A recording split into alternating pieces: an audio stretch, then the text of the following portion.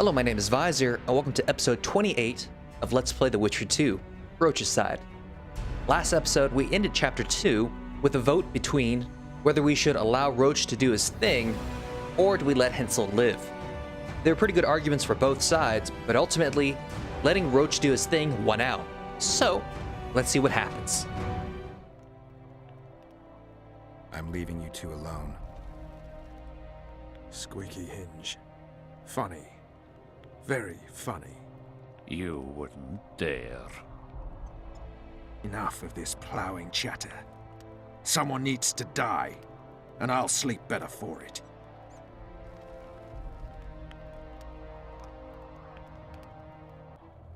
I am Henselt of Ardcarreg, the last of the unicorns. I won't beg for mercy. Look me in the eyes. Go on! Take your revenge!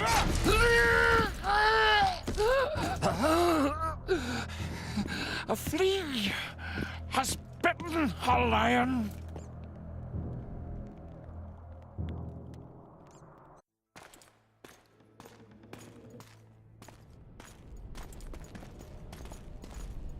Henselt.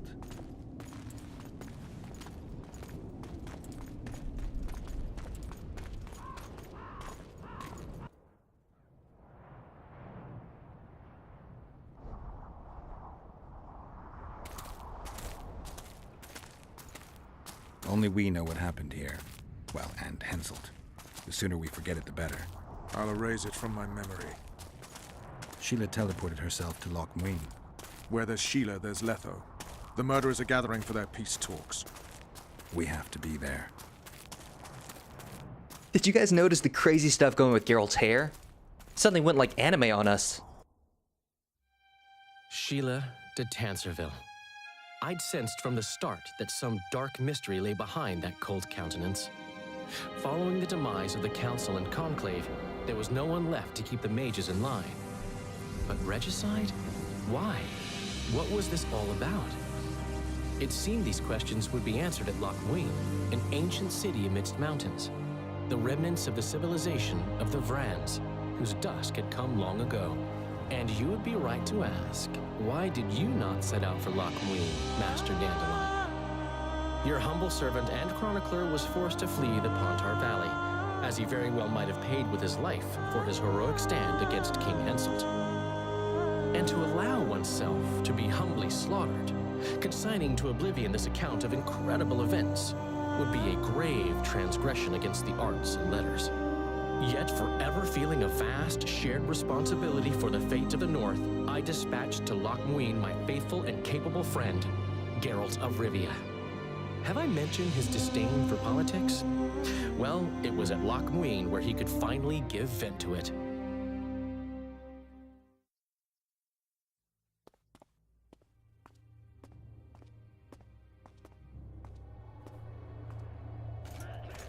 Has Radovid's messenger been by? Yes, sir. And what did he say? Temeria cannot survive. The kingdom will be divided. The nobles are riled. Constable Natalis stands on shaky ground. The loyal old Natalis will get kicked in the ass. How predictable. They nearly reached an agreement, but without Foltest's daughter, it didn't work out. Perfect. Are the quarters ready? There is a little problem. Then we must look at this problem. Man, that guard seems really disappointed over that apple. There's no door. We can't lock her in a doorless cell. I can see that, you fool. Out of my way. Uncle Death Mold will cast a tiny spell on your little house. Versa anem. We won't let that naughty Natalis get you. Clear up in here. This is Loc Muinne, not a bloody pigsty.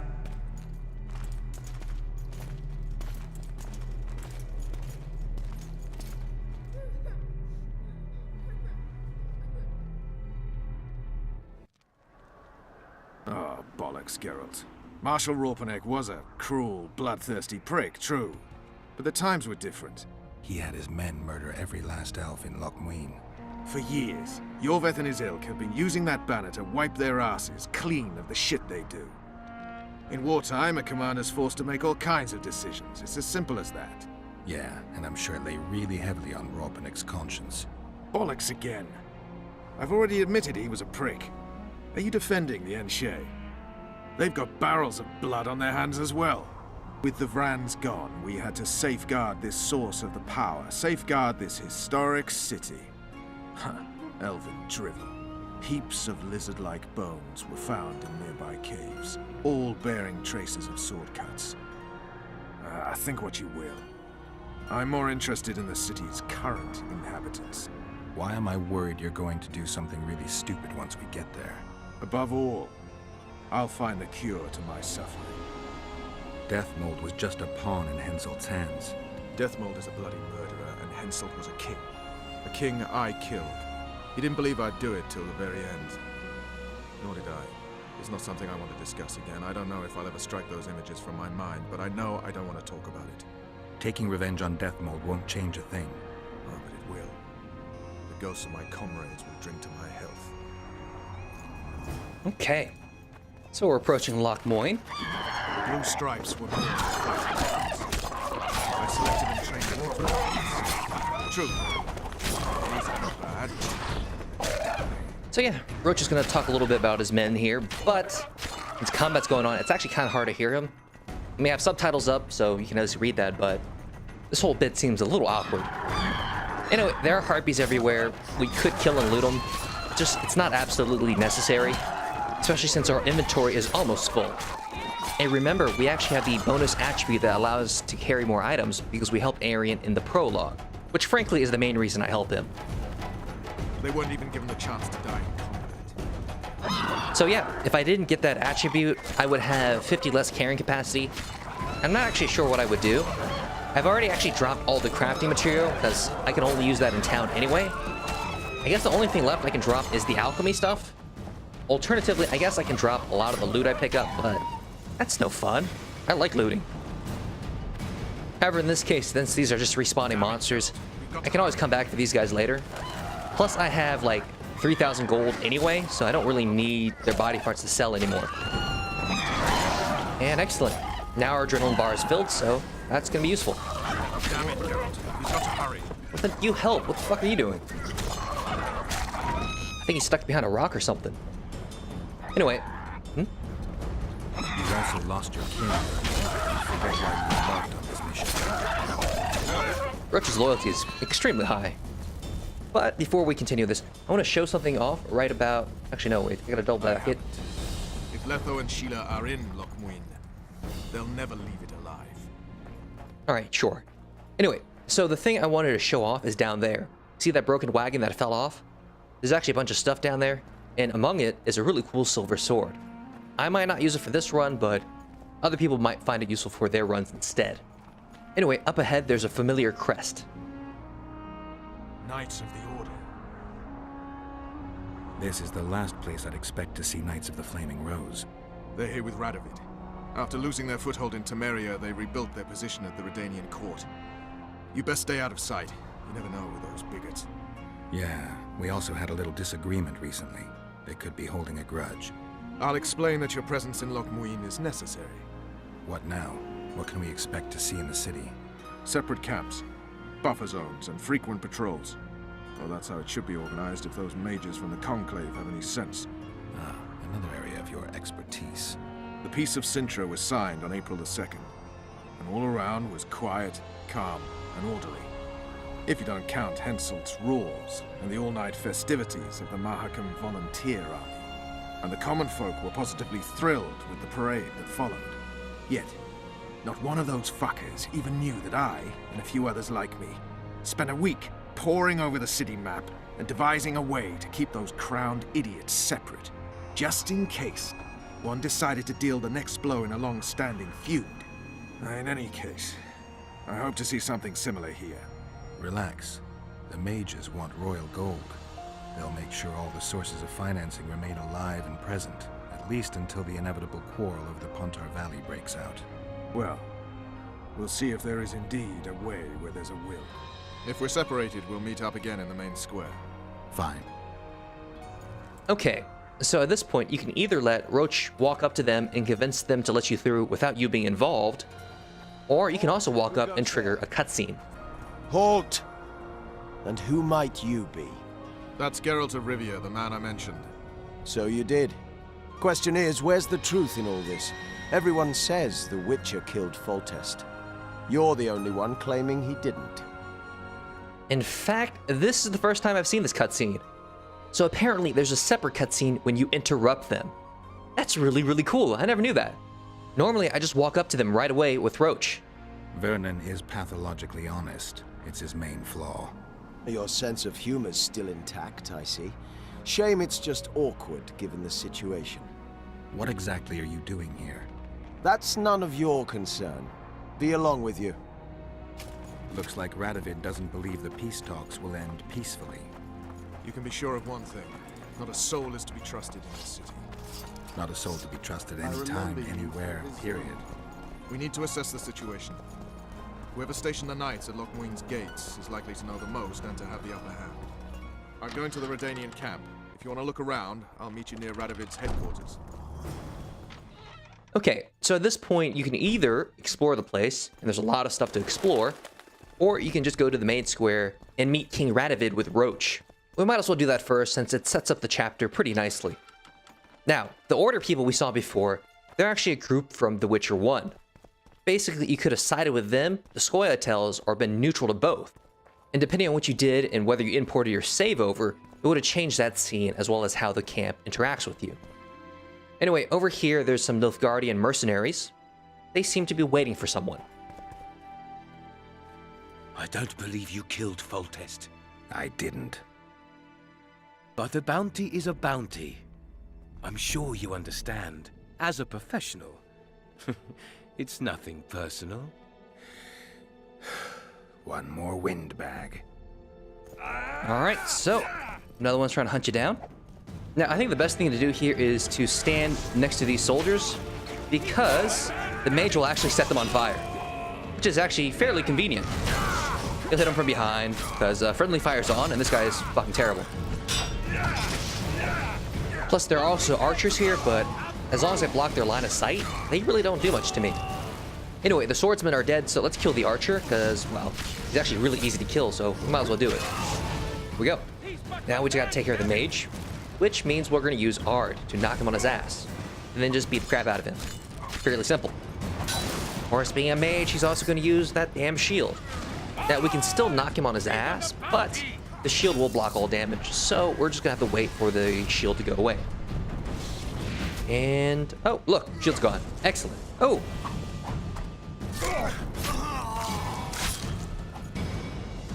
Cool. Now, you definitely want to loot his body, because he has some pretty cool armor bits. The other guys, not so much. They have mostly trash.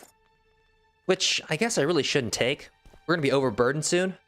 However, at this point, we might as well put on that armor. First up, we got superior Nilfgaardian leather pants. They're better than the pants we found in the cave, which makes sense. They're just random cave pants. And the boots are only marginally better, but we'll wear them anyway. Oh, also, we have King Henselt's sword, but it's not better than our current sword, so I'm not really going to use it. Though really, Geralt should not have taken King Henselt's sword.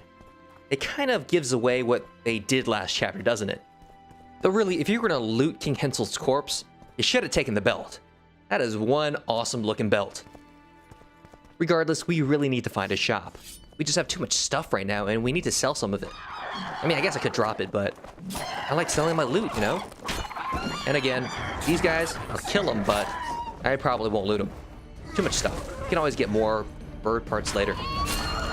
Anyway, these should be done. So, up ahead is the main square. And as you can see, there are a lot of people near here, including the headquarters for the Nilfgaardians. They actually run drills near here, which is kind of weird. And earlier we passed by the headquarters for the Temerians, though the Temerians are a little fractured.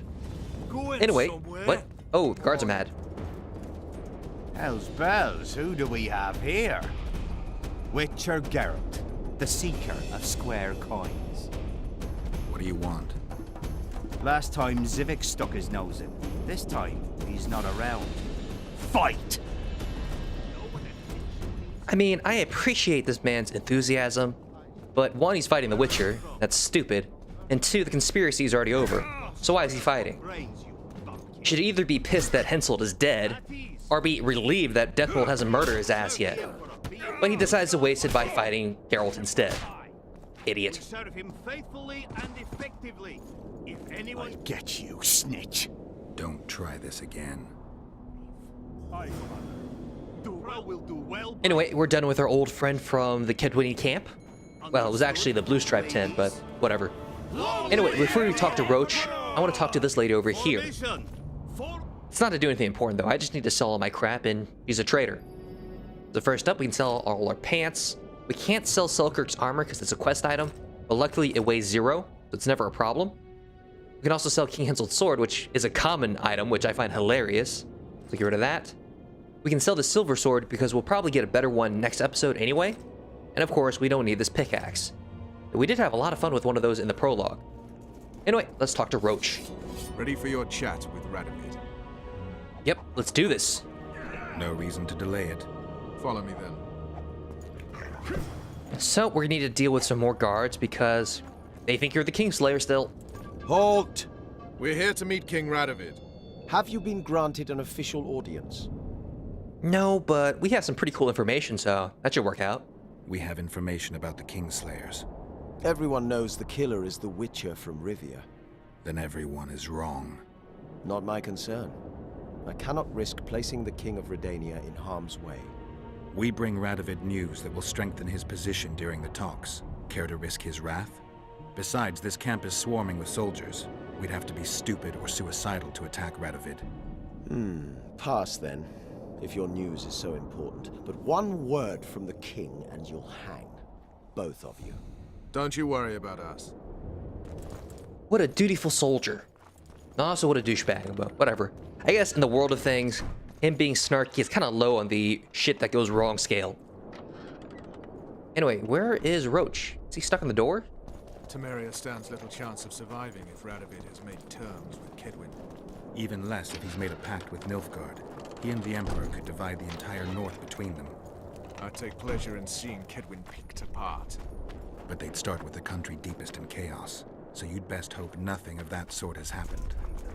It's kind of fucked up that Kedwin, with its recently dead king, is still more stable than Temeria. Did you request an audience with the king? Yes. The king will receive you. Seriously? That's not really much in terms of guarding.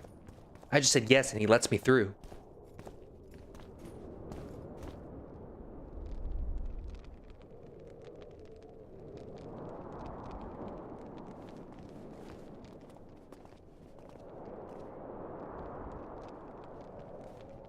Geralt of Rivia.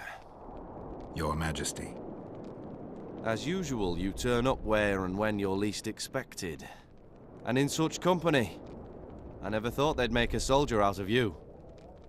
Not really a soldier, but... Vernon Roche is a friend. He's in uniform, sure, but that's meaningless. The world has changed greatly since we met those few months ago. Temeria stands at the brink of civil war. Kedwin has taken the Pontar Valley by force, and a Nilfgaardian delegation plays a prominent role at the summit of the Northern Kingdoms. Foltest and Demavend are both dead. Though it seems we were signing treaties just yesterday. Henselt was butchered in Vergen. Okay, down to business. Let's ask him for some information first, like, why are the Knights of the Order here at all? Why did you bring the Knights of the Order here, Your Majesty? The Order of the Flaming Rose is here to ensure that the talks remain peaceful. We wish to avoid a second Thaned. And of course, why are the Nilfgaardians here at a Northern Kingdom summit? They kind of were the enemy for a while? What's the delegation from Nilfgaard doing here? Henselt invited them. Before he died. Geralt Fitzhestelin would never miss an opportunity like this one. He'll come to the talks and stage his favorite drama. So, let's go to the main thing. We need his help. I've come here for help, Your Majesty. Wait, Witcher. Were it not for you, Henselt would have perished at the hands of an assassin. Am I right? Yes, but, well, let's just go through these options. They're not really that important, but some are definitely more interesting than others. My reputation precedes me yet again. From soldier to soldier, from whores to barons, right up to the royal ears. Why do you ask about him, Your Majesty? Mere curiosity, but I understand if you'd rather not talk about it. Do you know how he died? So, this persuasion check pretty much always fails, even though I already have max persuasion. So we'll just go with the honest answer of yes. Yes, I was there. Speak then. Now, this is an interesting choice. Are you going to tell the King of Redania that Roche is a Kingslayer? Or will you sort of bank on the fact that you guys have some history together and maybe he won't freak out too much about, you killing Henselt? I think the second choice is more interesting, so... I killed him. Henselt had Roche's unit murdered. I can't call it anything else. In doing that, he signed his own death sentence. When he was looking for Saskia in Vergen after the battle, I cornered him in a hut and I killed him. It all sounds very noble, Witcher. But a noble lie is a lie nevertheless. I think I know what happened there. Yet even though at least one of you is a Kingslayer, I can possibly use you both. You said you needed help, Witcher. Tell me more. Okay, so more question time. Who is representing the Kedwinnies? Who's representing Kedwin? Only the sorcerer Deathmold and his men are in Loc Muinne. But Deathmold represents himself. And of course, who is representing Temeria? If Temeria is in turmoil, then who has arrived to represent it? Constable Natalis, the hero of Brenna, which is good. His presence is like a slap on Shillard's face delivered by the North. Okay, so time to deliver our part and reveal Sheila commissioned the Kingslayings. Sheila de Tanzerville is behind the murderers that hit Temeria, Eddern, and Kedwin. How do you know? Now, we could try using persuasion, but it's not that interesting. We could mention Deathmold, but Radovid doesn't really trust Deathmold, so we'll just go with Dying Killer. I found one of the assassins after Henselt's murder. Before he died, he revealed de Tanzerville's role to me. Why you in particular? Okay, so we have a few options here, but ultimately the most interesting thing is that the Kingslayers knew Geralt. He knew me from the time I can't remember. Your past troubles me, Geralt, but I have more pressing matters today. It all makes sense. Shillard Fitzestelin warned me about a plot. Apparently, Triss Merigold confessed to him that the sorceresses had set up a secret lodge. Triss is working with Shillard? She's been detained as a suspect. Shillard believes the sorceresses of Nilfgaard were also part of the conspiracy. Luckily, the entire amphitheater is under a spell that quells any magic. Otherwise, no one would dare go near all those mages. Well, the talk's beckon. Everyone wants to see Temeria's bitter end. What do you mean by that, Your Majesty? The nobles are rebelling in Vizima.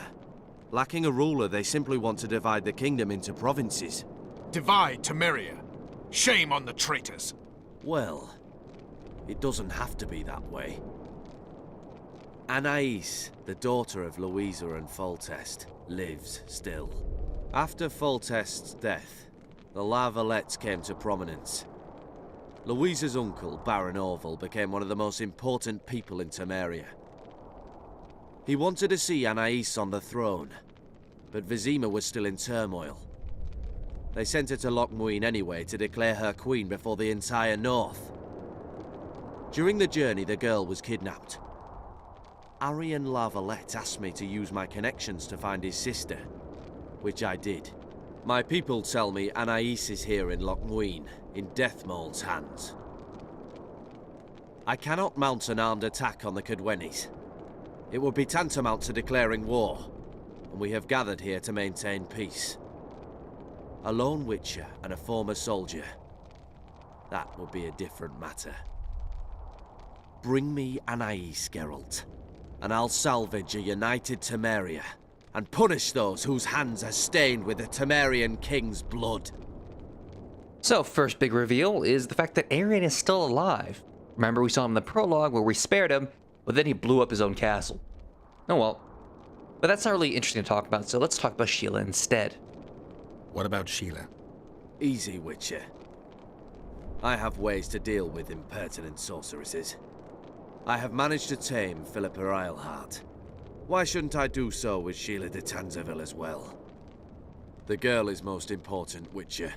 I denounce our engagement and make her queen of Redania and Temeria. The nobles of Vizima would greet her on bended knee, and the North would emerge stronger than ever. I must attend these talks, Geralt. Time is short. Bring me the girl, the two of you. Men without country or commander. Renegades that no one seems to have taken into account. I, in turn, promise that Sheila de Tanzaville will pay for her deeds. I shall punish her with fire and steel. An alliance with Redania is our only chance of preserving Temeria's independence. It's still risky. Anais, she's the key. I still wonder about Boosie's death. The boy would have had a stronger claim to the throne. Maybe Anais can tell us something. It's high time we visited our old friend, Deathmold. The Emperor's men hold Triss. They'll get everything they can out of her, after which she'll be dispensable. If it's between the sorceress's life and Temeria's future, then I've no choice. I'm sorry. This is no place to talk. Let's wait till we're beyond the gate. So that's it for this episode, but I want to take a moment to talk about all the important things we just heard. First of all, Redania is a very powerful country. So King Radovid marrying Anais to unite the two countries is really more for his own benefit. Granted, this was also the goal of the previous king of Redania, who actually sent his daughter to King Foltest, but King Foltest decided that he would rather have a kid with his sister named Ada. They named the kid Ada as well. It was then cursed to be a monster. It was actually a pretty big plot point in The Witcher 1. Now in The Witcher 1, it was possible to save her, and she should be with King Radovid right now, which I don't really know what happens in this case if you saved her. I know the two countries didn't end up getting united because the nobles rejected Ada being the queen. Probably because, well, she's a product of incest, and two, she was a monster, literally. However, if she does live, I doubt she would appreciate King Radovid proposing to be engaged to her half-sister. That's a little weird, isn't it? Now, unfortunately, since I didn't play The Witcher 1, I can't get that save and tell you what happens. Maybe someone who has will leave a comment, because I'm really interested in seeing how that would work out in the story, but unfortunately my Google Foo has not found anything so far. Anyway, that's it for this episode. Next episode we'll explore more of Loc Muinne, and possibly have to make a big decision. Either way though, thank you for watching, hope you liked the video, and that you come back again next time.